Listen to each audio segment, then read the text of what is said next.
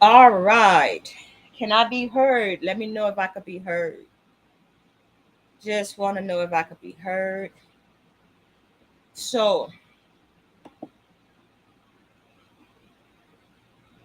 oh, I lost Mr. Worthy. Hopefully he'll click back on. So we all know about our brother Grandmaster Jay in his case. He's facing a wanton endangerment case, and well, there's Mr. Worthy. Let's get him on, and he'll tell y'all all about it. For those that don't know about Grandmaster Jay, in his case and what he got going on, Bobby Worthy has been like, by his side and riding for him since all this started with him being incarcerated and whatnot. So I'm gonna give the floor to you, Mr. Worthy. Good to see you, my brother. Thank you for coming in to give the people the update on our dear brother Grandmaster Jay. You have the floor. But all right, y'all, peace and peace, black power. Well, um, when Jay, um, let's first make a long story short. When Jay was first arrested, and after he got out on bond, we conversated a lot, and then we actually filed the paperwork that I need to file now. That I'm be presenting to the federal government that will actually free Jay if they go by rules and regulations of the law. And it's called a jurisdictional challenge, where the federal government that most of attorneys know, but they won't present it or won't challenge the system, mainly because they are officers of the courts, and if they challenge the system, then they can be held. They can lose their bar license, or they can come at them in adverse in any kind of way, as they have done me and many others, as a retaliation. But Jay, um, is unlawfully incarcerated, um, because what you got to realize, the federal government, in order to arrest, indict, and or prosecute inside one of the union states, they must meet certain requirements, uh, of the 10th Amendment, Interstate Commerce Clause. And one or two of those requirements, um, one of those is two of the requirements, they either meet one or either both of those requirements. And the requirements are if they have to prove, the government have to prove that the alleged crime that happened on it is, they own the land that the alleged crime happened on, or it was in interstate commerce, as in the Lopez decision, where a gun was bought in a gun-free zone of a school. Uh, but basically, in a nutshell, they have to meet one or either both of those requirements before they can even arrest you, indict you, or prosecute you when inside one of the union states. This is why the federal government is a different entity, uh, than the state government. So, with that said, the jurisdictional challenge has already been filed, in Jacksonville Duval Court. So I'm just going to push the issue, and then start challenging the illegal incarceration of Grandmaster Jay.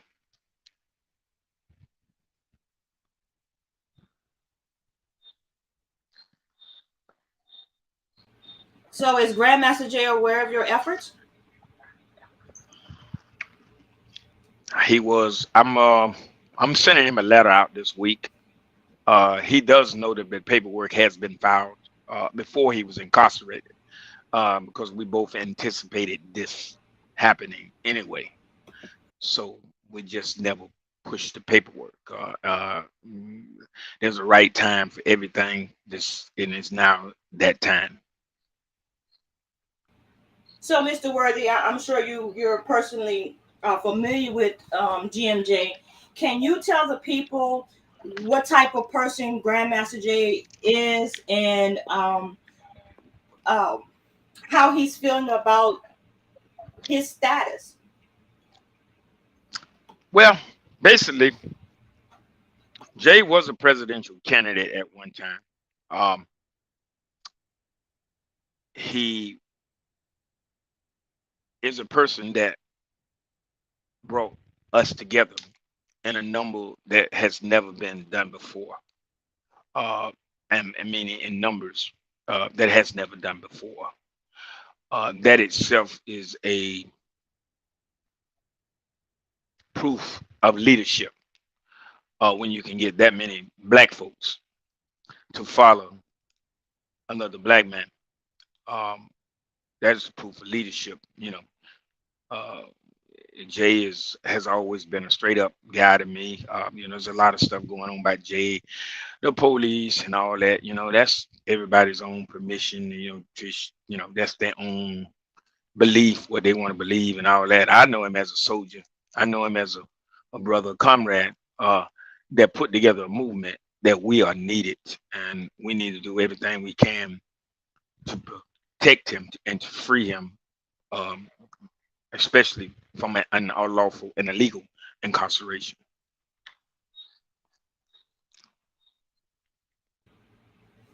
So he's still behind bars. I know that there's an appeal in place, and I know that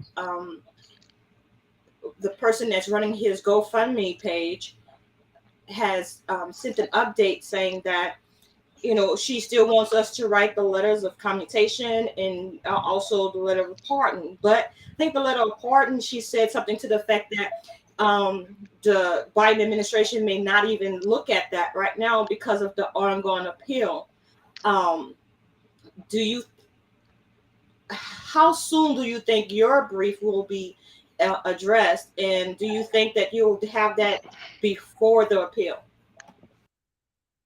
Well, you can't know because really you don't know an appeal. Appeal can take anywhere from 6 months to 5, 6 years. Appeal is not, it's another ball game, and no, the appeal does not affect Biden's decision. The appeal will be simply if he dismiss it. If Joe Biden or any president and stepped in and pardoned him, then the appeal would disappear. Anything on that case will also be dismissed automatically. So no, the appeal would not affect his decision at all.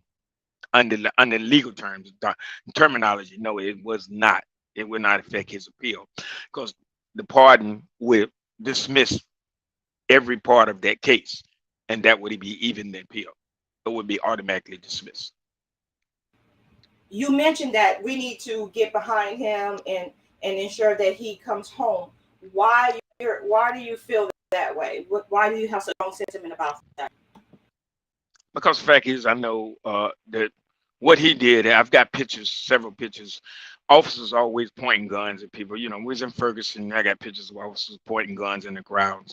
So why is these people not in jail? What's the difference between them and Grandmaster Jay? Except one is a police officer and white, and the other one is black and not a police officer. So is it favoritism and racism? I let everybody be the judge. I'm sure you know what it is. But uh, I'm about truth and justice. I'm about what's right and what's supposed to be done. Um, and you mentioned something about somebody writing letters. Um, Let me explain something to you about the letters you just mentioned. The person that's over the GoFundMe. I don't know who that is. But writing letters is not going to get it. I assure you. These people get thousands, hundreds and hundreds of thousands of mail a day. It's, it, that is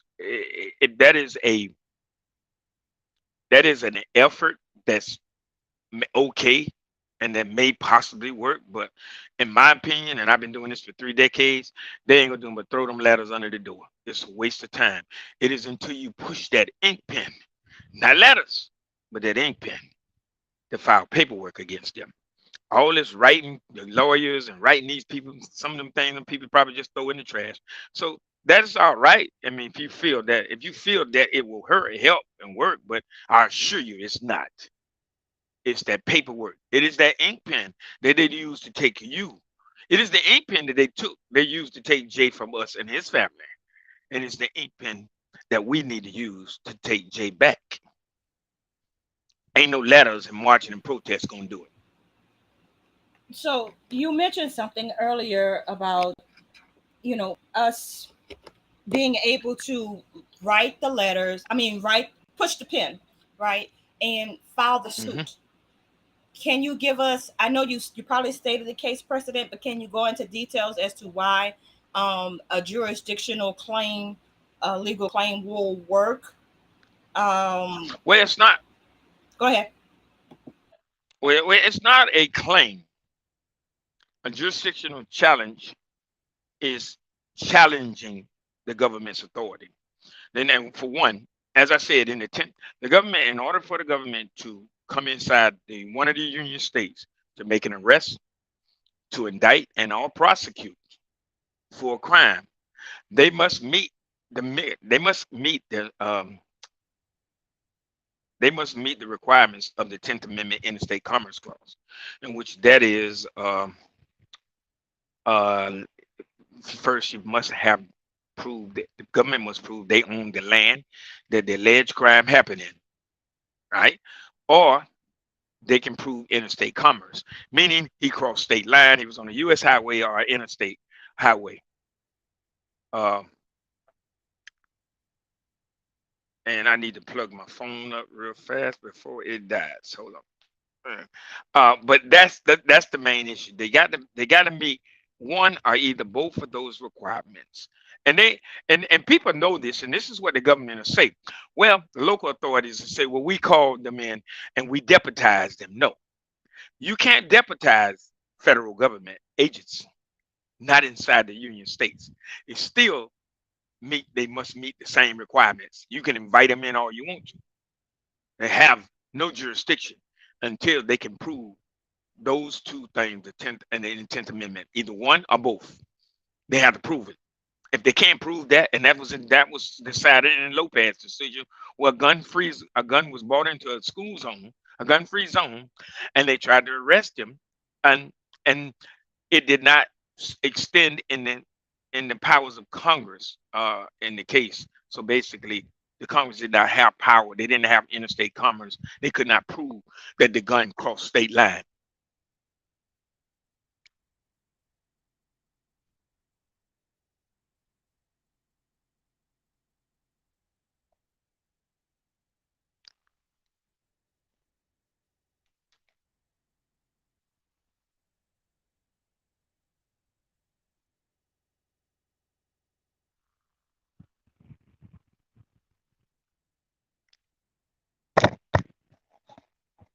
Hello?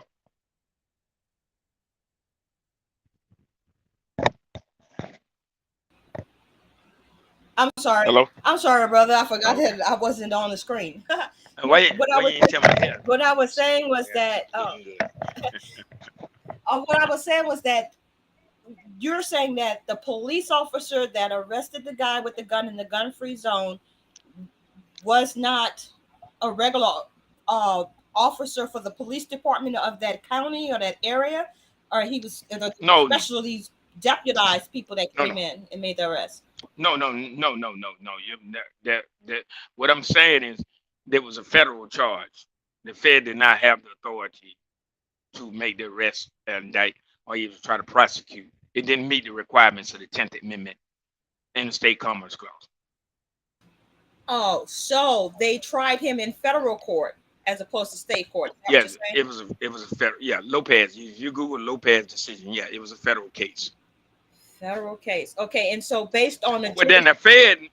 go ahead. Yeah, go ahead. Well, the Fed does have what they call dual sovereignty. And this is something that if I win the NAACP president, that I'm going to challenge to change with uh, all the state, Georgia State Conference and the national NAACP, is to affect change to. There was a case that was not too maybe 3-4 years ago that would have proved that the Fed, because see the Fed come in and the Fed say if you got a state crime, you can dual sovereignty means that the federal government, after you serve the state time, then the Fed can charge you for the same crime. It's called dual sovereignty and it's legal and legit. But if you challenge them with the jurisdictional challenge, it won't be legal or legit. So right now, GMJ is incarcerated in federal prison, and he's still waiting to present their case. No, that's not what I'm talking about. I'm just using that as an example. I don't know. I don't think the state is going to prosecute him. At least I haven't seen anything on it. Okay, so if what you're saying But is they correct, can. you say they can. All right. So, but what you're trying to challenge the federal conviction. Yes, not the federal conviction. This is what got him in jail now. Now the state could come back and say, hey, well, we're gonna punish him too. But the federal government doesn't have the authority. The state could have that authority. It can have that authority to do that, but the Fed, under the federal level, which he's in federal crime, charged with a federal crime, not a state crime. And since he's charged with a federal crime, then they got to meet the requirements of their law, their Constitution, their 10th Amendment, their Interstate Commerce Clause. But they've been doing it so long that they're comfortable with doing it. It's just like a thief. You know, you're going to get comfortable. You're going to keep stealing until you get caught. So they done got caught now. But okay, so his charge is not is his charge regarding firearms? I thought it was just wanton endangerment. No, it was pointing at a federal agency, pointing and banishing a weapon at a federal law enforcement officer, and it was something else. I have to look at it in the way they had it worded, but it's banishing a weapon, reckless endangerment, like under federal charges. So, got you. So you said that you were running for the president of NAACP, and you want to the state, Georgia State Conference, Georgia State, right? And in that, you want to educate the people on exactly what you're doing with Grandmaster Jay and their legal rights to petition the grand juries, right? And so, is that yes. what you did? You're petitioning the grand jury with your filing? No, not on this. Okay. Not on this. On this, we're not using the grand jury, and because of I don't want to say it, but because of the things I'm limited on doing, because of my bond conditions, I can't. You know, that's a different ball game. But the jurisdictional challenge is challenging what he's incarcerated for now. And he's in federal custody, not state custody. So dealing with the state is a different ball game. And then the thing about it is the type of stuff that I teach and the things I do, people don't realize you don't have to be an attorney to do it. You don't have to have an attorney. You don't have to be an attorney to file a writ of mandamus. You don't have to be an attorney to file a writ of habeas corpus. You don't have to be an attorney to file a quanto one. You don't have to be an attorney to file a civil suit for yourself. You don't have to be an attorney to petition the grand jury. You don't have to be an attorney to file criminal charges on any public officials. And all a writ of mandamus is to force the hand of a public official to do the duties entrusted to them. Simple things that we don't do to like to read. And this is what I'm going to do as the Georgia State Conference president, is to teach all the branches, the local branches, the executive boards of the local branches, local presidents within the state of Georgia, and eventually out into North Carolina, South Carolina, and Florida, and eventually national, to teach them how to file these type of paperwork legally and lawfully that they can file to take it to the next level. And that's where the NAACP is allowing, and it's lacking now, is because when people file complaints with them, they lack the ability to take it any further because they lack the knowledge and understanding of these procedures. This is why I say all the time, if you're an attorney, like the current president of the NAACP for Georgia State Conference, if you're an attorney and you are not using it for the benefits of the organization, then why even be in the NAACP? Give somebody else that has that hunger, that wants to do things for somebody, and not sit around and I have a dream speeches and and talking about I'm sick and tired and I'm not gonna take it no more. I'm sick and tired of hearing people say that I'm sick. We're not gonna take it no more. You say it at every event. It's time to move to the next level. For there's some more I have a dream speeches, as I said, for I am the solution. So you mentioned the I have a dream speeches, and we're not going to take it anymore. I don't mean to switch idea thoughts. I know we were talking about Grandmaster Jay, but Mm-hmm. some of the things that he was fighting for was liberation of our people, for us to be free from the oppressors, right? So let me have your thoughts. Give me your thoughts on what happened in Tulsa with Judge Carolyn Walls dismissing that case.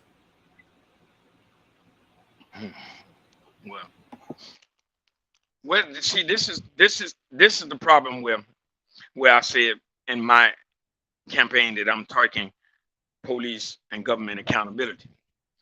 See, the Constitution, their Constitution, was written to protect the people from the power and oppression of an overbearing government, to keep them from being abusive over other individuals. But they have switched that round.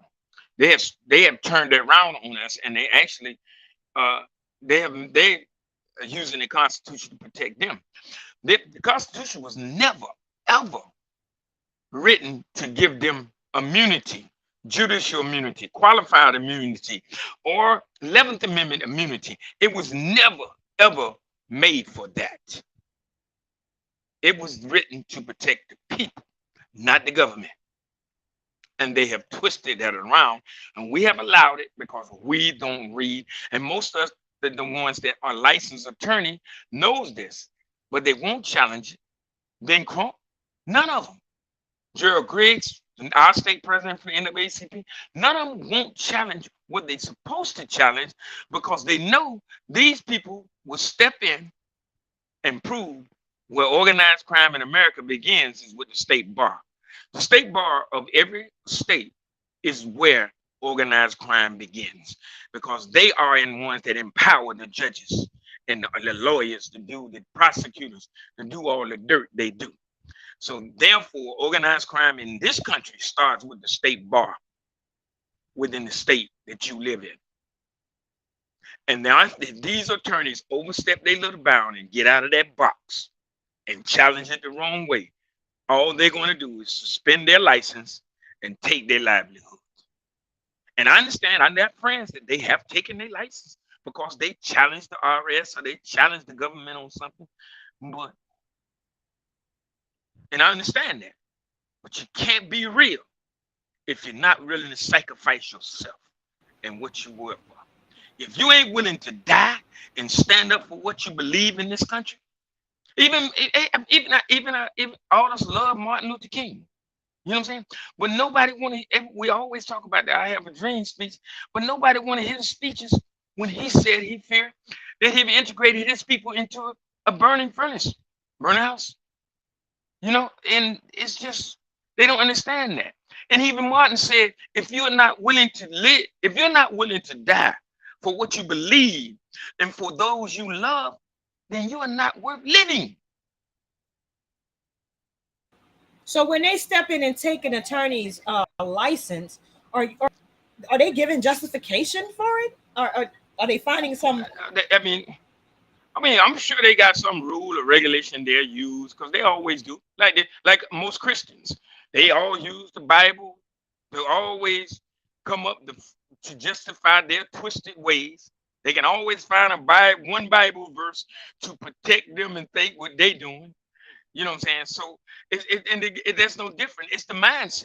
I've been saying it all the time. In everything that go on in this world, it's the mindset. If we ain't gonna change the mindset, ain't nothing else gonna change. Nothing until we change the mindset. The government gonna keep doing what they're doing, and we're gonna keep doing what we're doing, because the body. And then we can gather with armies, even like Jay. When Jay brought all these black guys together, armed soldiers together, that was great. But if ain't now one of them, and that of all their minds are different and not in the same category, then you waste your time. That march was fruitless because you got to change the mindset. Now, with that said, when Jay, this is what a real soldier does. A real soldier, if our leader gets knocked down like Jay, then that every soldier in there should be able to step up and perform the job that Jay did. They should have continued it. Instead, they allowed them to dismantle them. Therefore, their mindset was not right and they wasn't ready for it. They needed a leader. So because they only know how to follow. But you must become a follower before you become a leader. So if you become a follower, if you become a leader before you're a follower, then when they stop you from following, then you going to fall off. Because you don't know how to take it no more. It's the mindset. So I do. All them guys. Mm-hmm. I do understand that the NFAC was made up of, it was a coalition of gun clubs and militias, right? Black militias. So Huey P. Newton, all of them. Right. All those gun clubs had their individual leaders. And it was my understanding that they put Jay out front because he speaks very well. He's very articulate. And it made him the face of the NFAC, right? And he didn't have any private gun club or any militia prior to forming NFAC. So do you think that NFAC is going to come back as it was, or it's going to be something brand new where Jay is the only leader grooming others to be leaders? Well, no. And when NFAC happened, it was a great thing, but it wasn't. Even if they wouldn't have took Jay down, it still wouldn't have lasted. It wouldn't have lasted because we don't have the mindset. We're not ready. We're not structured. See, this is what people understand.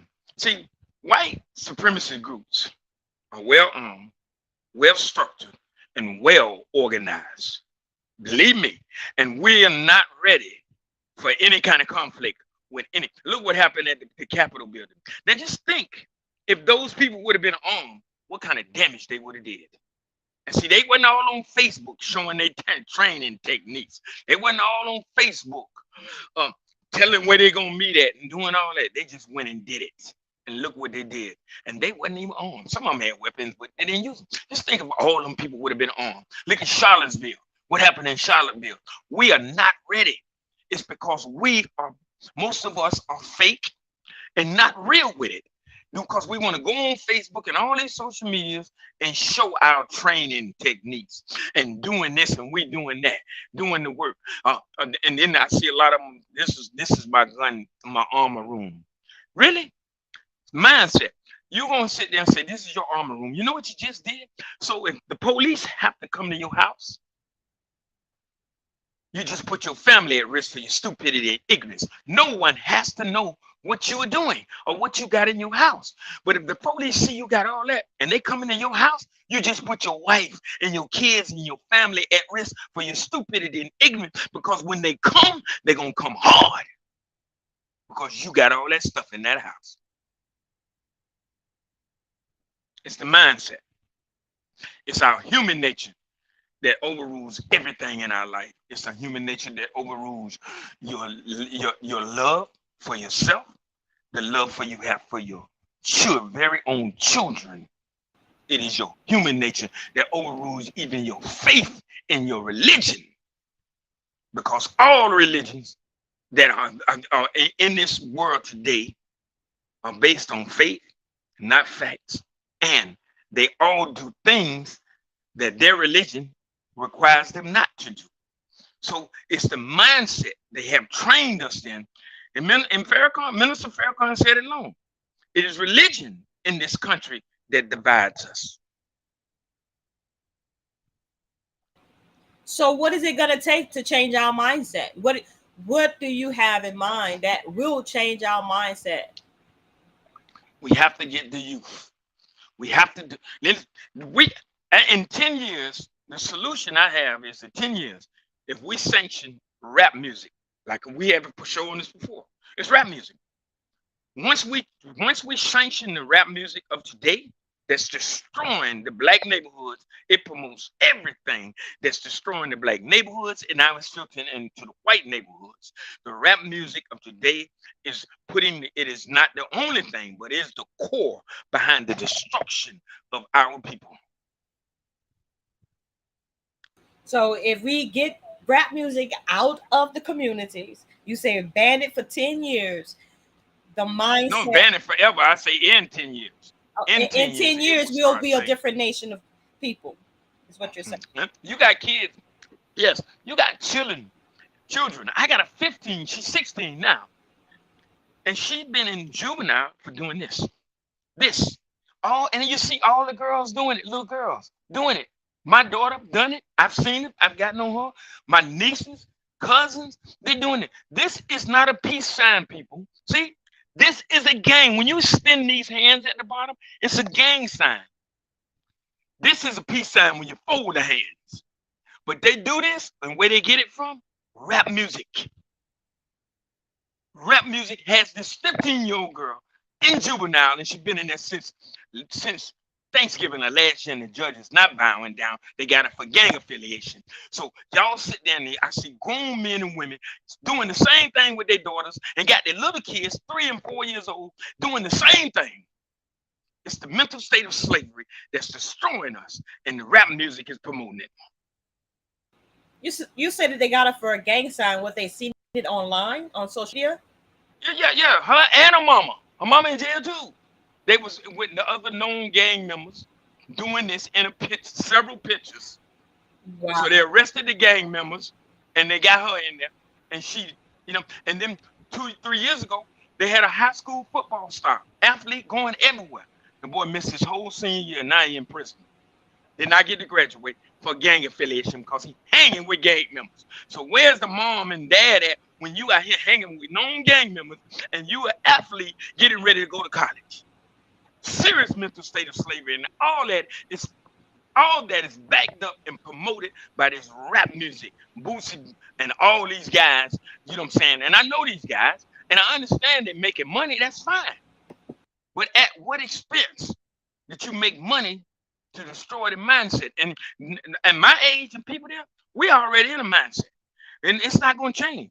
We're going to have to change the mindset of our children. But if you got your children at 3 and 4 years old listening to these rap music, talking about B's and H's and N's and all this word and all that there, then they're going to grow up in a serious mental state of slavery. Now, if you wait till they 12 and 13 when they got their mind is all right and they leveled off and they know how to think for themselves, then you'll be all right.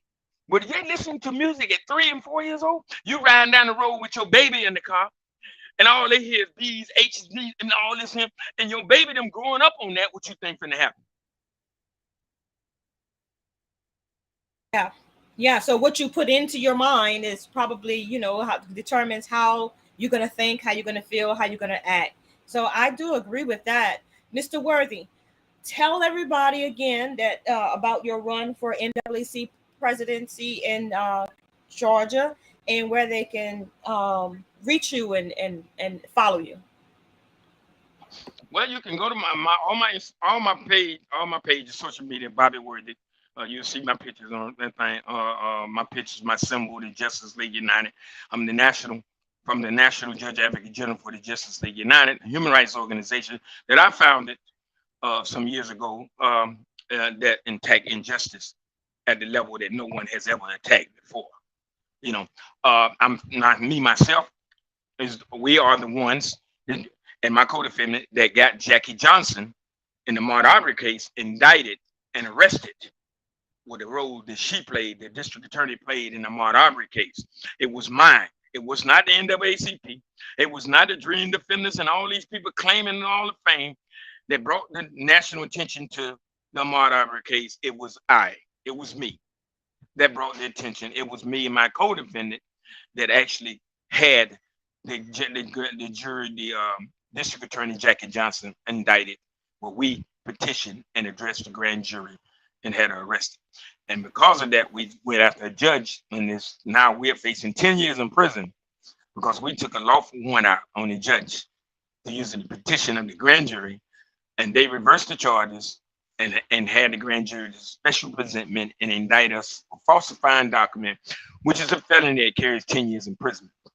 So basically, my run for the NAACP state president, I've talked to several other state presidents, North Carolina state president, and my whole thing is the election is October the 7th at the conference in Georgia. It'll be at a state conference. You can't vote unless you're a member of a local branch that's in good standing and you are appointed as a delegate, but that's a long story. But anyway, my plan is to go after prison reform, making prison and parole, making parole and probation a right, not a privilege. This will depreciate the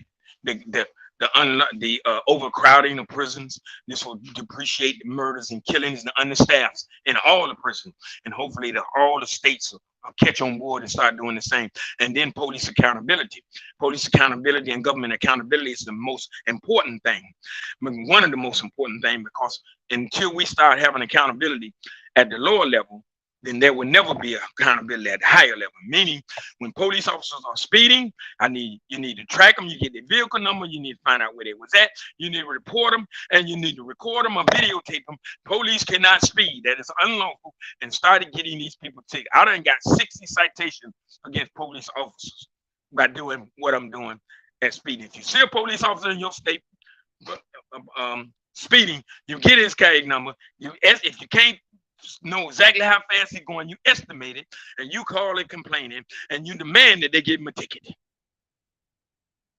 And my legislation is to make sure they put in the state of Georgia that every police officer, local and state level, that every law enforcement officer have tracking devices on their vehicles to track their speed.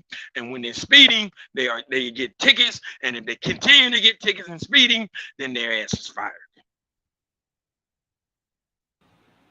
So basically, I guess what you're saying is we're going to hold them to their words. They printed these documents. They came up with these documents, and we're going to hold them to it and hold them accountable to what they say is law. Mr. Worthy, I certainly do appreciate you taking your time out to be with us to explain GMJ and his jurisdictional challenge that you have put forth. We thank you for that. And thank you for educating us on that matter. Definitely, I'm going to look into more of that jurisdictional challenge and how that plays out. Any last words you want the audience to know? Yes. Well, the thing about it, let's put it this way, and let me tell you how to get a hold of somebody want to question me. You can call me or text me. My number is 912-424-0752. And just Google my name, all that to come. You'll find me in there somewhere on the internet. I'm on it. But then to telling everybody, one of our most powerful thing is the petition of the grand jury. We have to understand, as we being members of the grand jury, your power. No authority when in session. There's no authority, not the judge, not the prosecutor, not no one authority, not even the governor or the president has authority over the grand jury when they are in session. That is the power that you need to know. The prosecutors are only there to inform you of what the law says, but you make the authentic decision as a grand jury. You have the power to tell the judge to shut up. You have the power to tell the prosecutor to get out. That is the power when you become a grand jury member.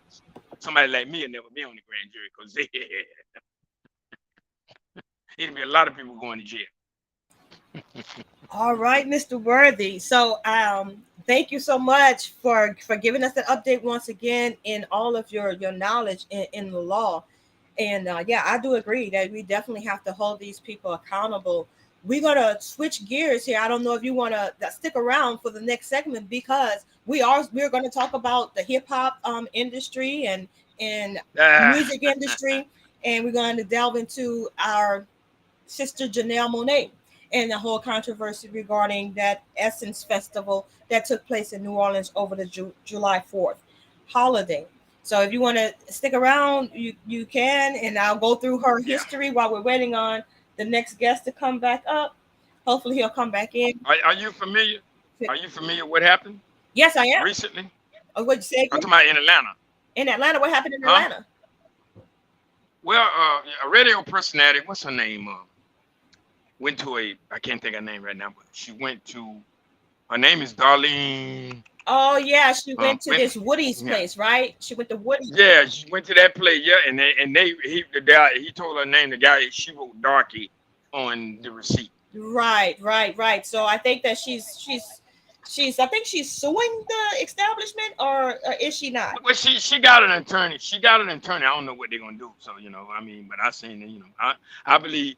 I believe in show and tell. All that showing up and having them eye dream reaches and all that, it don't mean nothing until when you put that ink pen on them. When I see an ink pen moving and some paperwork file, then I believe on that. All that other stuff, to me, ain't nothing but propaganda. They ain't did nothing. Getting up there with their little suits on, to talking about this and that, the injustice and all that. Stop all that injustice. We looking into it. Don't look into it. Put that paperwork on it. What do you need to look on when it's on the receipt? Darky. What you gotta Yeah, look at? yeah. I got Man, it. get out of here, man. Yeah. That's that pretending mess I'm talking about. Right. So you gonna stick around, Brother Roddy, or you gonna fall back? Yes. Okay, cool. Yes. Thank you. Greetings, Brother Major. How are you this evening? Blessings. I'm beautiful. How are you? I am doing well, and Mr. Bobby Worthy is joining us as well. How you doing, brother man? Hey, what's going on, bro? Hey, so Living life, um, living life. good. You driving safe on that road, right? You got both hands on the steering wheel, right? Of course. You want me to show you? Shit. Hey, hey, No. Keep your hand on the steering wheel. hey, Okay, so thank hey, you, my let's got brother. Thank you for coming in. let's Now, got one of them Telsa. say again.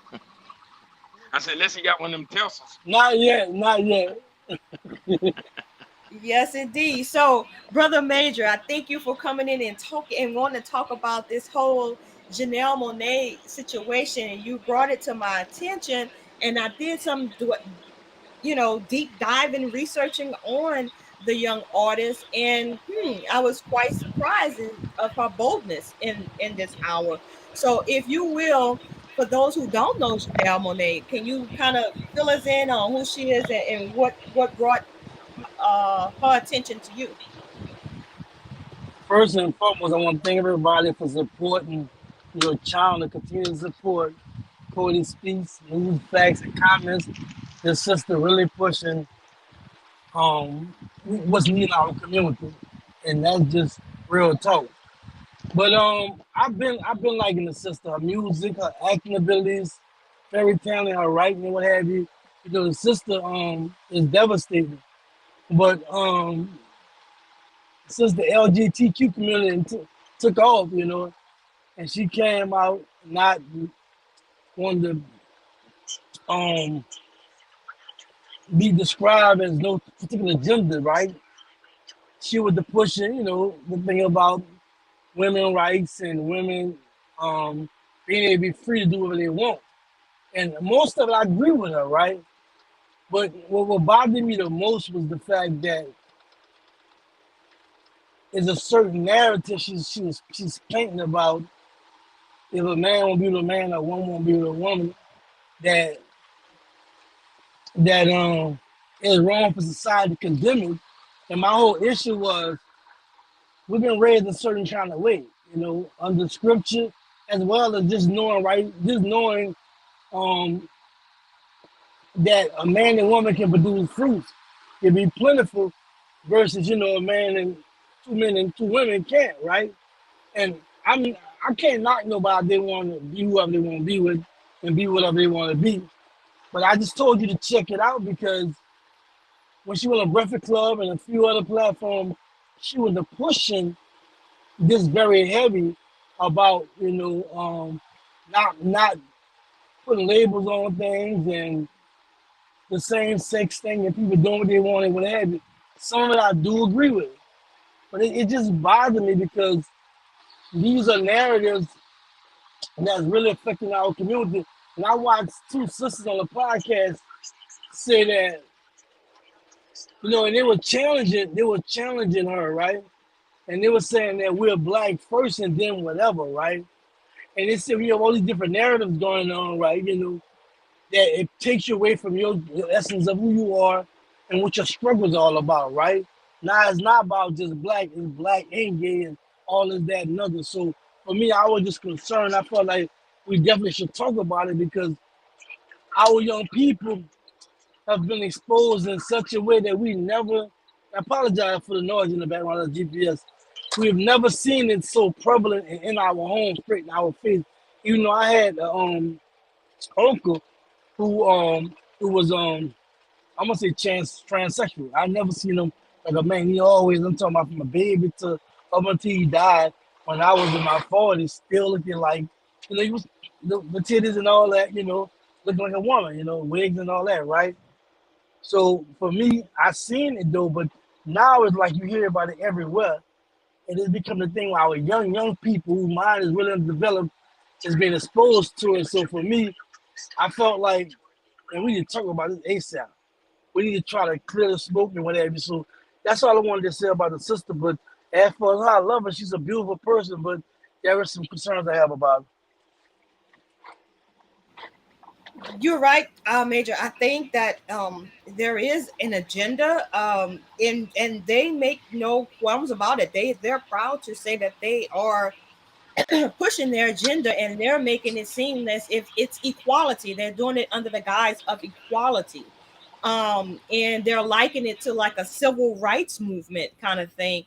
All these rights, and they can't be discriminated against because of what they want to call themselves.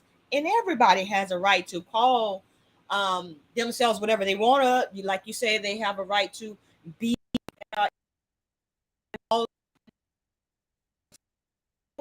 But I think that coming to um, what's their move is now the new norm, and we are now like I guess you could say heterosexual beings are second class citizens now, and that to me is kind of concerning when their rights trump your rights. It's bad enough that we as a melanated nation have to fight for our rights. Then on top of that, we have to fight against uh, something that's traditionally has been looked at as taboo, and to force us to like just accept it.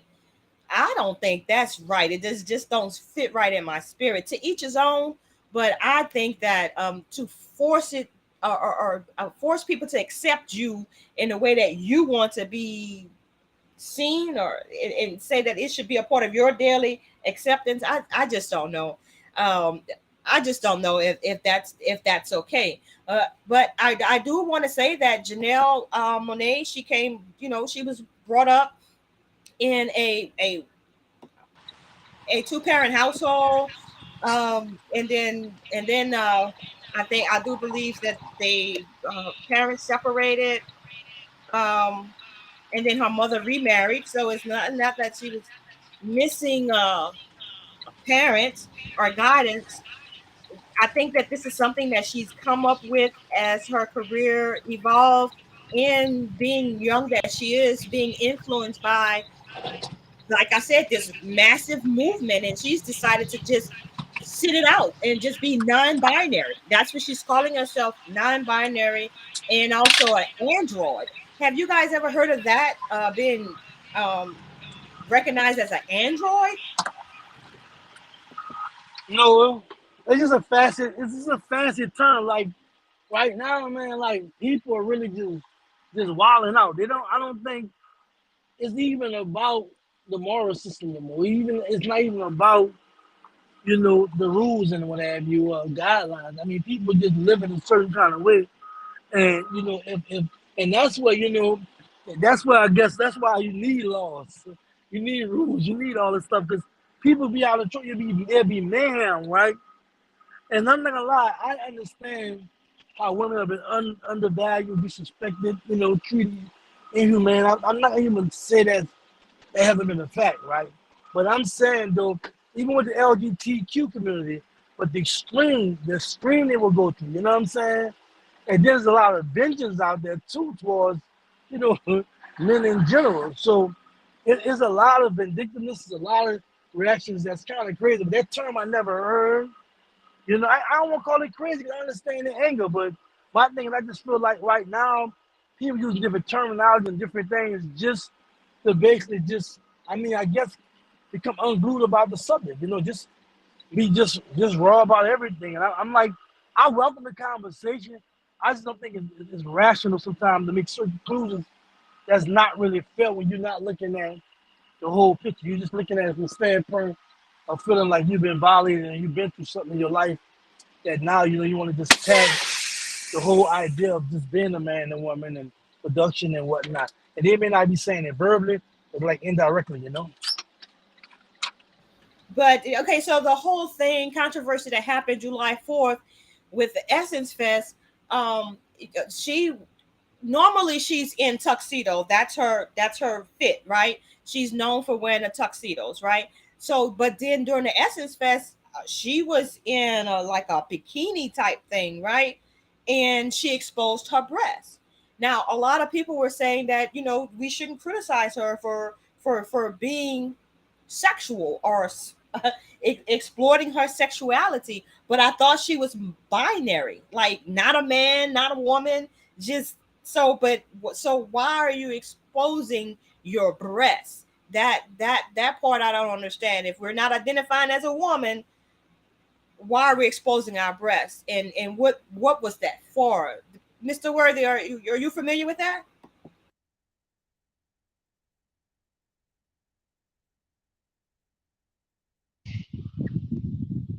Yes. You there? Hello? Hello? Yes, I'm here. I'm here. So Yes. are you familiar with that scene that happened at the Essence Fest and her being non-binary and an android? Are you familiar with that? Mhm. Yeah, yeah. Hey, to each his own. They let them do it. But legally and lawfully, really, a woman can actually walk around topless. You got women, some women that breastfeed in public. So I mean, lawfully, you can't. A woman can't walk around topless if she wants to, just like a man. So, but I thought that was indecent exposure. No, it's not. Google it. They can. It's actually women that do that. A woman can actually walk around bare chested, just like a man. Wow. Okay. So, You got so women that feed. I know a woman that breastfeed her baby in the park, all hanging out. so indecent exposure is not a thing. Well, they wouldn't call that indecent exposure unless you were butt naked, but topless, yeah. I mean, you look at it. The way the law is written, men walk around too with their shirts off. So I mean, they still exposed. They ain't got breasts like women, but some of them do. But I'm just saying. But anyway, yeah, it's lawful. You can actually walk around. They can walk around bare chested. Okay. So our older sister India Ari had something to say about Janelle Monae's performances as well as I can't remember the other star. She's real popular. You know, Say again. you talking about Erica DeBoo when you talking about Erica DeBoo when she made a video walking down the road naked? No. I'm talking about the Essence Fest. The Essence Fest that just Oh, happened. It was Janelle Monae and uh-huh. another big star that invited girls up to pork and everything on stage. So India Ari has something to say about that. Are you familiar with India Ari? No, I know who she is, but what did she say? I didn't know what she said. Okay, so India Ari slammed. She's getting slammed for judging Megan the Stallion. That's the other artist name. Megan the Stallion and Janelle Monae had what they deemed sexy performances. And India Ari, Hmm. she came out with a statement basically denouncing their performances. And basically she said that some things are made for television, some things are made for kids, and we don't have to over sexualize ourselves as women to be appreciated or to be acknowledged, right? Well, So yes. say again. No, I heard you say yes. So you agree with her. So she says, is everything for kids? No. Is everything for everybody? No. So when we as a culture make something like this mainstream, it shows a lack of discretion and discernment. She continued, to those in the comments who laugh at anyone who wants things for our culture, you certainly have that right. Just as many folks have the right to want our mainstream international export music to show us in a respectful light. I'd like to go on the record saying this won't age well, and that's my issue. So she's saying that their performances won't be one that will go down in history as something that's very prominent, like this prominent, right? So Yeah. she got a lot of backlash from that, including this one Mm. young lady who has a YouTube channel, and I want to go ahead and play that clip. Take a listen to what she had to say. She's actually, I believe she said that she's in New Orleans. Let me go ahead and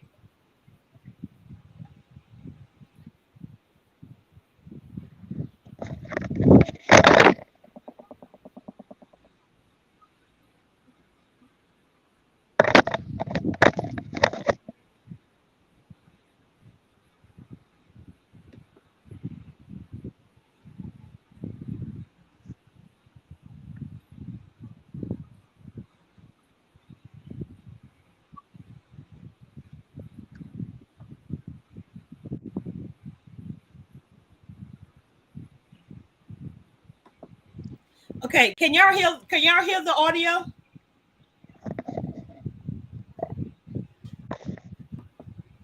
Can you hear the audio, Bobby? No. No, Nope. you can't hear the audio. Okay, yeah. So I think I have to share my screen this way. Let me do it this way. Yeah, that would be better for us. You guys can take a look. Let's see. Let me go here. 1 second. As I thought this goes into what you were saying, um, uh, brother Bobby, about the mindset. I want you to watch her mindset. It's to me, it's totally off. But let's go. Should that only be happening in dark, dank strip clubs or something like that, India?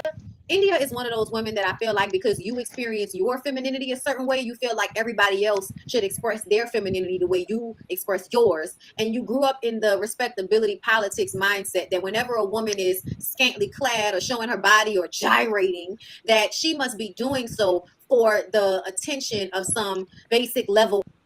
Now, what I would like everybody to graduate in their mindset is that women are beautiful. Women know they're beautiful. They like their bodies. And people from New Orleans really like to shake their, and they'll shake anywhere. Okay. Did y'all hear what she just said? Yeah. I don't. I mean, go ahead. I'll let y'all respond, but I don't agree with what she just said. Okay, great. Major, did you hear what she just said? Yeah, I heard. What's your take on that? That women from New Orleans shake their booties anywhere, and if they want to shake their booty because they're beautiful, it's not for attention. But I think that that's probably why they do it. They want to be seen. I mean, I what mean, do you think? we from New Orleans. You're not from New Orleans, so we know what she's talking about. But that's the problem right there, right? We seen older people, we seen young adults and babies do that. And what's so sad is I understand from the mother, I understand from motherland traditional way we danced and did certain things and what have you. I'm not even against that. What I don't like is the fact that New Orleans has been through so much in reference to black people suffering, right? And the situation social, politically, economically has definitely suffered against us. And for her to put emphasis on something like that, knowing that a lot of time that dance can become very derogatory, it can become appear to be very derogatory, very ratchet and what have you. I understand we have an audience and we have people that like that, Well, what kind of message we sending to our people? You know what I'm saying? And a community that's suffering, that you're gonna do is shake your ass, cut up, do this, that, and other, when there's some real stuff on your community that you're not addressing, that you don't care to address. You know, I think there's a time and place for everything, but to me, and I'm born and raised from New Orleans. I never really liked it there. You know what I'm saying? I never, especially when I see like kids doing. Sometimes it can be funny. It's not gonna be looking like, oh, you know, you see somebody as attractive, you might even, look at it a certain kind of way and be like, man, she look good, whatever. But in the end, it looked ratchet, bro. And that's those narratives that we accept as a people, we run with. And unfortunately, New Orleans, that's a bad narrative because it's cool everywhere. New Orleans people go, they're gonna share that um that we how we dance and how we dance in New Orleans and this, that, and other. I didn't see them stop, in the middle of the street and just cut up Atlanta, you know what I'm saying? And some of it can be fun, you know what I'm saying? It don't gotta be as bad. But overall, the narrative of it is sad, And for her to just NARE because she said that Essence in losing, and I'm paraphrasing, their identity, why Essence was created, you know what I'm saying, for beautiful melanated women, you know what I'm saying, and um address how empowered black women are and successful and how great they are, been doing the down to that, whereas now they're trying to kid because they said, I don't know the guy, he's a young guy, 29, he's a VP or whatever over Essence. He's trying to cater to the young crowd, right? And that will come with it. So you got the older people that's coming watch a certain entertainers and being a certain kind of setting and being mixed up with the younger people would have it. So it's a conflict, and I understand that they're trying to serve both audience, but at the same time, it's taken away from the essence of what it's all about. And that's what I seen with NRE said. And it was her opinion, just like the lady from lady from North, that was her opinion. And the day, I just feel like that need to be discussed more. That's all. We just need to have an intelligent conversation about it. And we see intelligent conversation about it where we can really come to some kind of understanding, because the situation NRE took a lot of attention from what she really was saying, and people went to focusing on the debate about it, whether they try discussing why she said what she said and whatnot, because BT, I mean, Essence not even on. I don't even believe about blacks anymore. So, water right now. So it's not even on by blacks, I believe. You know what I'm saying? So, I'm gonna close just saying that, man. And I think discussion needs to be had in our community, point blank, about our struggles with identifying what's real and what's not. What's healthy and what's not. But I always feel each to each his own. That's what makes people happy. That's what they want to do in the midst of their struggles. What's up? In the midst of their struggles, then hey, but we got some real stuff going on in Tulsa. And for us to be entertaining stuff like that and dealing with that in our community is just sad. Well, I asked Brother Worthy earlier, and let me get your take on it. You mentioned mindset, and the young lady in this video mentioned mindset. What do you think it's going to take to change the mindset of the people?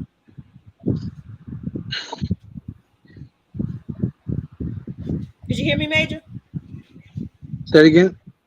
What do you think is going to change? What did you think is going to take to change the mindset of the people? Love, togetherness, and a real focus, genuine focus to clean up our community. Me personally, on my list of our word talk about the Constitution is for the people to have. Yeah, for them, not really for us. We made it fit us. When I was in prison, I took their law and threw in their face to get my time back. That's how what Thurgood Marshall did. He when they was talking about serving equal and all that stuff, they were trying to do the Scott case, whatever. He said, okay, it can be something cool. He said, well, the same thing you do for white schools, you do for black schools, right?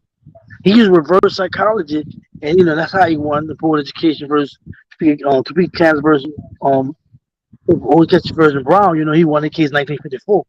But we've been taking these laws and using them laws against them for the longest. The problem is when you go against that machine, eventually, you know what I'm saying? The true segregation, the true Jim Crow, the true racism will always come out. You know what I'm saying? That we never was supposed to be in a position we in right now, even though we still struggling. It wasn't matter to get this far. You know what I'm saying? As divided we are, we still are, making we making progress. It's just not the progress we looking for. All these rules, my self determination, being on this, that, and other. In my opinion, we gotta learn from the MLKs, the Marcus Garvey, Malcolm X, Elijah Muhammad. A lot of it was grassroots. I grew up by it. We get in front of the camera too much and we talk too much. I mean, when you have even when you look at the different revolutions around the world, right? These are underground revolutions that took surface. A lot of people trying to create a revolution on social media don't know what they're doing, and it always backfires. You know what I'm saying? Some people, the ego is too big. They're narcissists. They're big mouth. They don't listen. They think they know everything.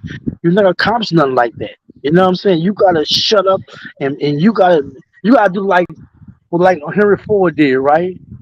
Henry Ford sued a reporter, right? Because on the reporter said he was dumb and stupid.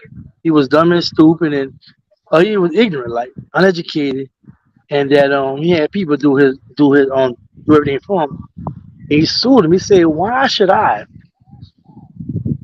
have to learn anything when I could just push a button and tell somebody to do something?" So he was ingenious enough to know one thing. Once he created the idea, he just got to put the master team together. And Napoleon Hill talked about the book Think and Grow Rich was in that book right there, right? So if you call yourself a leader or what have you, it's not you that get the job. You get the people get the job done for you. A true leader, like he says, a follower first. He don't lead, he follow first. He listen to the people, what have you, and then he put together his plan. Of course, there's gonna be some politics involved here and there. Sometimes you may have to flex your muscle, but in the day, that should be the goal. And I feel like building our community is gonna be solely on us. I don't. Like I told you once before. The question was, Cody, why haven't why haven't black people been able to get reparations? Haven't been able to accomplish self determination? One thing, we have not been able to come together. Probably, we were to come together, it'll be more easy to accomplish whatever because they see the powers in numbers. But we too egotistical. Soon we learn this something go down our head. And it's just crazy, man. Like they can come together to plot to take over you, and they can be beef. They can come together and take over after, right? We beef. We don't come together to deal with them. We stay beefing, and it just tears apart. This social media stuff, this camera is a threat and detriment to lives that don't know what we're doing. We don't understand. We playing within their playground, and there's rules you got to play by. But until you understand, So if you're not learning from all the other groups I'm sorry, what you about to say? I was going to go back to the reparations thing. That's one of my favorite topics for understanding, right? So I just recently got an invitation to participate in the town hall meeting for Afro descendants, right? And we're going to talk about reparations. It's going to be on the table. My question is, all these different groups, right? We got Afro descendants, we have ADOS, we have FB1, we have B1, we have Aboriginals, we have Indigenous, we have Hebrew Israelites, we have Moors. Where do you think that we can at once for one time just say we are this, we are just this? That's unity has to, that's why we're divided, because we're so many different labels except for one nation. Like, can we just be one nation Talking about one time? the vegan pads and small salad on the side. Bobby Worthy, can we just be one nation one time? Let me stop you right there.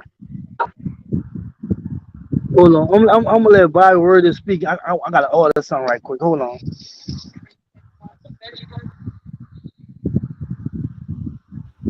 Go right ahead, Mr. Worthy. You got that look on your face like you want to say it.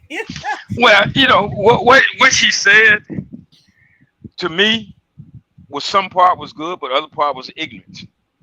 I don't see this. this lady, I don't agree with the way she dressed, and most men probably wouldn't disagree with it, no way, you know. But I mean, but um, it is what it is. Nobody said nothing about Moon Donna was coming on stage naked. All this here. Nobody said nothing about Nas, little Nas X with his gay behind coming on stage dressed like a woman and all that. Our children is showing and following Nas. This is what our children follow. A faggot, excuse my language, that he's performing and they loving him. But this lady come out showing her breasts, which she can do legally and lawfully. She can walk around in the park showing her titties. And then Aubrey got something to say. And then this girl got something to say. And her speech was ignorance because you're not, just like he just said, we're not taking the issues. All that shit y'all talking about ain't had nothing with doing but making a betterment of our people, our government, are making better for us as a people, are attacking the stuff that we need to be attacking. And just like I said, all that stuff that happened at the Essence War with what's the other girl? What was the other girl you mentioned? Meg the I Stallion. don't follow rap. Meg the Meg Stallion. the Stallion. Yeah. Meg the Stallion is one of the #1 promoters that do this, the gang sign that our little girls are doing is getting locked up for. So she is not part of the, she's a part of the problem. She is the one that I'm the B that you don't want to mess with. I'm the H. We're in such a, a, a deep mental state of slavery when we can say to my brother and sister the N words, and then our brothers and sisters accept it as words of honor and respect. Not only accept it, that women accept being called B's and H's. They're calling themselves the B, like Megan Thee Stallion. Oh, I'm the B you don't want to mess with. I'm that H you don't know nothing about. Really? Serious mental state of slavery. They are the ones that's destroying our community. And I go back to the main thing. If we want to change, the body cannot make change. Gathering together is not going to make change. This got to change first, because wherever this is at, this is where the body is going to follow. We have to change the conditions of our mind. And until we change that, black folks or white folks or nobody is never going to make a change in this world until we change the mindset. And the core thing that is destroying the mindset of our people, and now it's filtering into the white people, is the rap music. Rap music promotes everything that is destroying all the black community. Weed, drugs, and sex, and killing and murder. All this is promoted, and our children 3 and 4 years old is listening to this. By the time they get 8 and 9 years old, they are too far gone to change. I hear my grandson one day, he playing the game, and all of a sudden he's 7 years old. I hear him yell, "B" out loud. And then my son, he get mad. I said, you can't get mad because you're doing the same thing you do. He's going to be a reflection and repeat the habits of you. Everything that we do in front of us, our children are going to be a reflection of us. And that's why I said it's our human nature in this world that guides us. It's not our faith. It's not our love. It is our human nature. It is our human nature that will put us and our family, even your children, at risk for our own ignorance. So you got people going on Facebook. This young lady that we were watching, she's saying that her mindset is this: we have a right to do whatever we want to do. That to me sounds like a lawless society. So it's not just about the rap music, it's also about what they're seeing and how they're being portrayed, how they're portraying themselves. Those women on that stage that were doing the gyrating and were doing the P-pop and the twerking, that does not look like anything that's virtuous.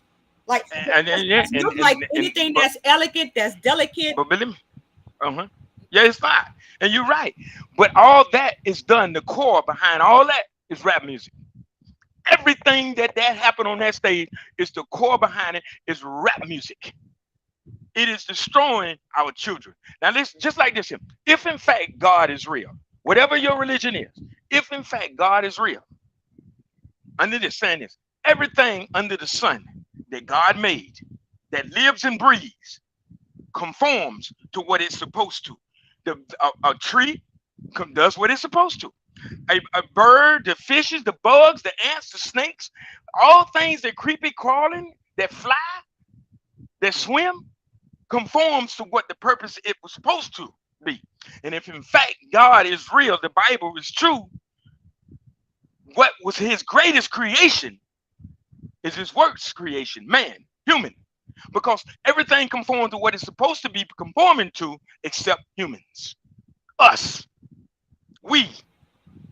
Does it feel to you and guys? If in fact God is, does it feel to you guys that that we're second-class citizens, people that are heterosexual, that we're now the minority in this nation? Because every time I turn on the TV, I'm seeing it. Every time I'm reading a newspaper article, it has something to do with something of that nature. I even seen someone, the track star, Kashari, I can't remember her name. She's LSU. She just won the 100-meter 100-meter yard dash for the Olympic trials, right? She just won it.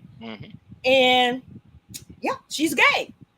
And well, yeah. and I was wondering, why is everybody making such a big stink about her? Because they've had Olympic trials before and people won before. Why is why is she all over the news? And that's why. Because that's why, because the gay, because that's what's in now. But listen, listen, and I hate to say this, but you can thank your first black president for all these gay rights. Oh yes, you can definitely thank your first black president for all these gay rights. Gay people coming out. Listen, I ain't even conforming. I don't want to say this, but like my daughter has went that way, and she and I told her, listen, don't understand this. I still love you for who you are, but I will not support your actions as sleeping with another woman. Not going to happen. And if she knows it, if you ever decide to get married to a woman, daddy's not going to be there. If daddy come, it's going to be some furniture moving. I assure you, because I would not give my child away to another woman. Not going to happen. So, but anyway, she going to be mad at me for saying that. Yeah, I just want to say shouts out to Major TV for dropping in and giving your manly, masculine input on the subject. Your thoughts are always appreciated, my brother.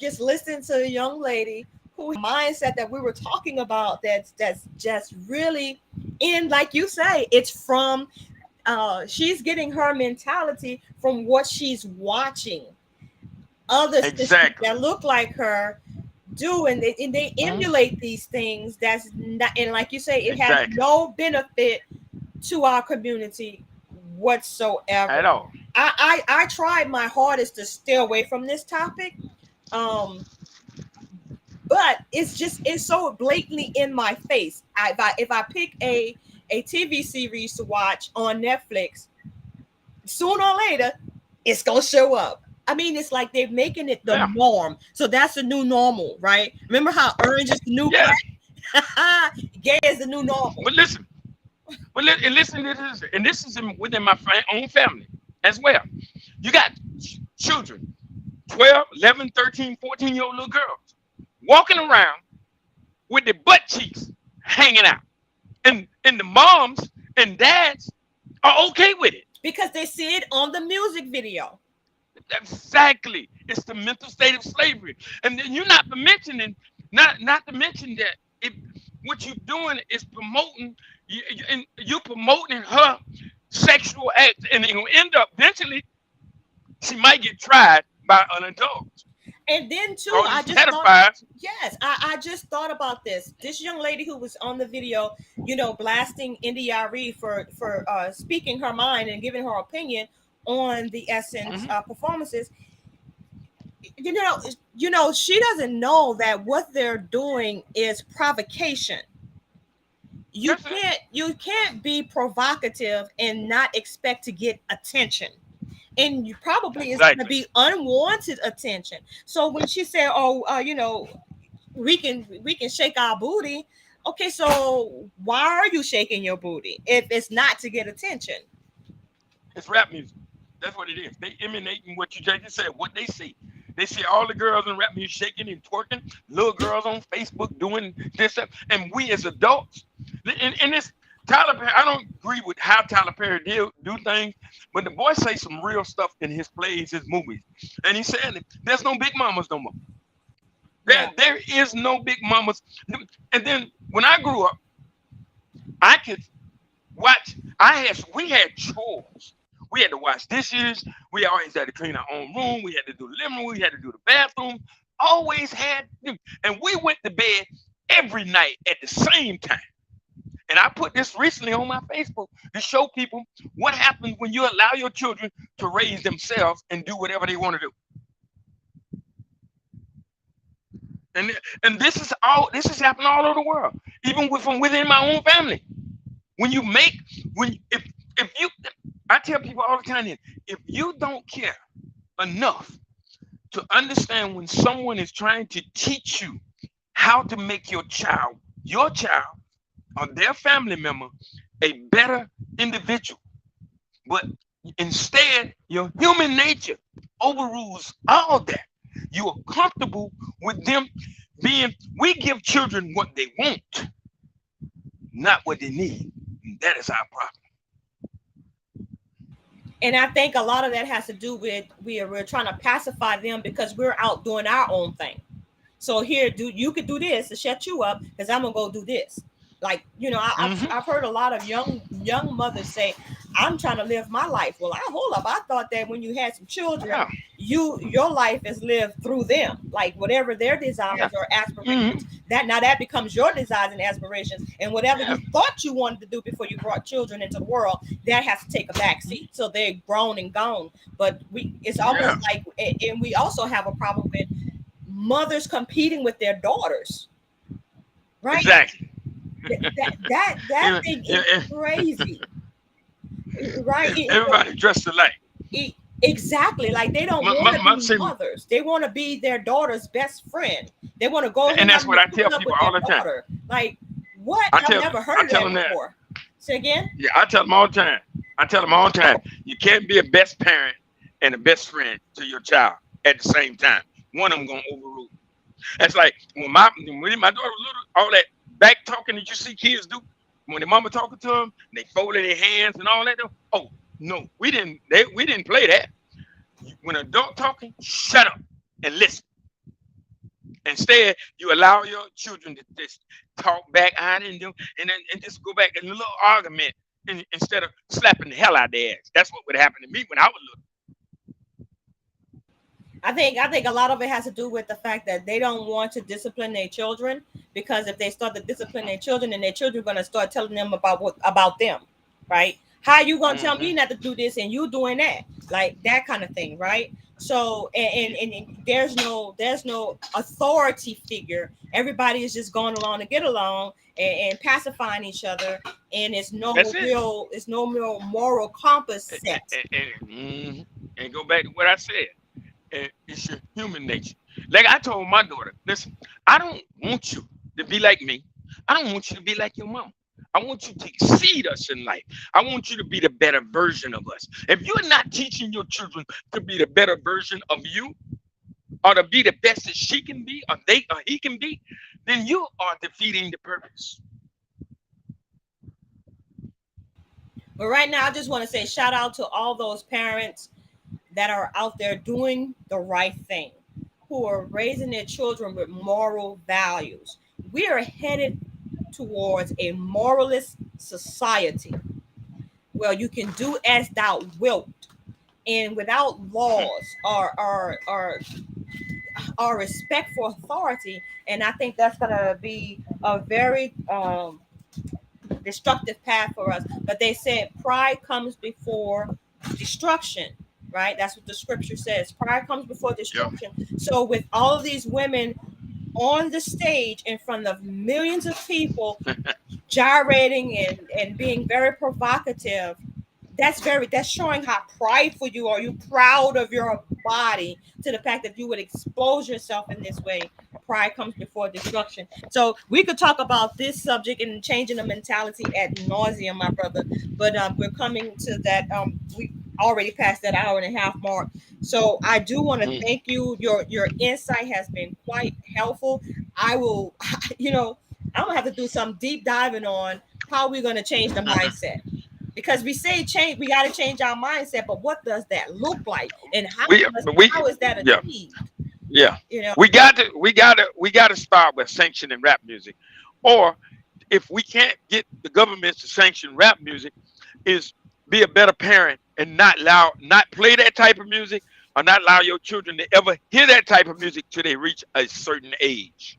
yeah. Well, I guess we need to do one of those petitions where we say sign a petition to ban rap music and see how far we go, because they still have. I'm 50 years old. Well, I'll be 50 in a couple of days, but people my age still listen to rap music because we were brought up on rap music. So if you got 50-year-olds who are now grandparents still listening to the And, music, with their brother, I pants don't hanging know if down. we're gonna get an agreement on that. I think we're gonna have to find something else. Ain't it? And the pants hanging down the butt, Right, still the showing their same. dirty old drawers. If That I see one more man with a throwback jersey, if I see another 60 over 60 with another throwback jersey on and his pants hanging down showing his dusty underwear from 1960, I'm just gonna scream. yes, my brother. Yes. Brother, it's always a pleasure to speak with you. And I wish you all much success in your upcoming run in October. I'm sure I'll see you again and we'll be talking again before then. But yeah, I just want everybody to know Bobby Worthy is running for the NAACP president in the Georgia chapter, correct? State of Georgia, State of Georgia. for the And whole state. Yeah. the whole state. Okay. So, yes, that election is going to take place in October, but that's NAACP members that vote, correct? Yes. So, I'm asking all my people who believe in prayers to pray for this brother and that he's successful, because I definitely would like to see the NAACP do more than just give us lip service.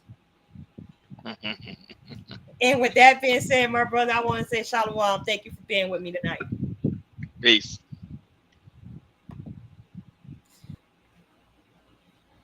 Well, okay, good people. And there you have it. It's always a pleasure speaking with both brothers. They bring some great insight to all these issues and problems and situations we're having in our life these days. One thing we have to make sure of and be sure of, that we take care of each other, right? That we form valuable relationships with those people that have like minds, that want to see our people liberated and want to stop the grifting that's going on in our community, the scamming, the abuse, right? Verbal abuse and physical abuse. For all those people who want to not be involved in such things, I implore you to get with people with like minds. Um, Continue to keep your head on a swivel, because things are heating up in this nation and in this country and this world. And I'm not talking about the volcanoes that's erupting in Iceland and about to go off in Yellowstone, but in wars, in famine, in droughts, all these things, possible government shutdown if the people don't uh, do a budget, get an approved budget on the table. A fiscal year October is coming up really fast, and we'll see how that plays out. Hopefully, there won't be a government shutdown. But people, please take care of each other. Find ways to uh, invest in you and your family's future. Stop living for just today and think about tomorrow, because unfortunately, times are going to get a little bit rougher, and you want to make sure that you're not part of the problem, but you're a part of the solution. So with that being said, for those that tuned in, I thank you so very much. And for those that will see this on the replay, thank you also. Please remember to like and subscribe, and also share this video. Those brothers gave some very insightful thoughts and reflections, right? So please share the video. If you haven't subscribed, subscribe. Hit the like button. Helps with the algorithms. Leave comments. I read your comments. I love comments. So let us know what you think about the whole Tulsa, Oklahoma reparations case dismissal and their case is moving forward to an appeal. let us know what you think about John Fitzgerald Johnson, Grandmaster Jay. His appeal case is coming up. And let me know what you thought about Bobby Worthy's jurisdictional challenge that he put forth on behalf of Grandmaster Jay. Hopefully that will work and he'll be able to come home sooner. And then also Janelle Monae and the identity agenda controversy. It's all over the internet. She's standing on it and she's not apologizing for it. But like Mr. Worthy said, we have to change our mindset if we're going to move forward. I can't see someone consciously saying, okay, this is a nation of people in the state that we are right now, and the things that they're seeing in mainstream and the things that we're doing in mainstream. Can't see that, we don't appear to be a people that's oppressed and suffering and in need of reparations or any help from the government. So with that being said, I want to thank you again. This has been Okoti Speaks. I wish y'all love and many blessings. Shalom.